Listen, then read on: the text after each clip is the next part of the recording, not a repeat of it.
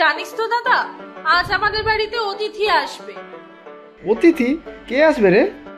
বিল্টুর মাসি, ওই গ্রামের শেষে বাড়ি। কেন আসছে রে? সে তো জানি না, মায়ের সাথে কথা হয়েছে, আজ রাত্রেও নাকি থাকবে। ওরে বাবা, আবার রাতেও থাকবে? আমি তাহলে আজকে কোনো বন্ধুর বাড়ি থেকে যাব। মাকে জিজ্ঞাসা করে নিস আগে। তুই দেখ না তনু, খাবার তৈরি হয়েছে কিনা, না হলে আজও আবার অফিসে ঢুকতে দেরি হয়ে যাবে। আচ্ছা, যাচ্ছি। আর শোন না, মাকে বলে রাখিস কিন্তু আমি আজ আর রাতে ফিরবো না, সোমনাথদের বাড়িতে থেকে যাব। ওরে বাবা, আমি বলতে পারবো না রে, তুই বলিস মাকে। মা কিন্তু খুব রাগারাগি করবে। জানি জানি, তোদের সবার আমাকে ঠিক পছন্দ নয়। এমনিতে তো আসিনি, এসেছি তো দরকারে। সবাই যখন আছে এখন, তখন বলেই ফেলি।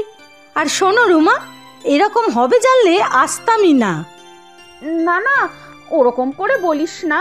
আমাদের বাড়িতে এসেছিস কতদিন পরে, খুব ভালো লাগছে আমাদের। সে আমি ভালোই বুঝতে পারছি। শোনো, আমি শুনেছিলাম তোরা তমালের বিয়ের জন্য ভালো মেয়ে খুঁজছিস। আপনি জানলেন কি করে?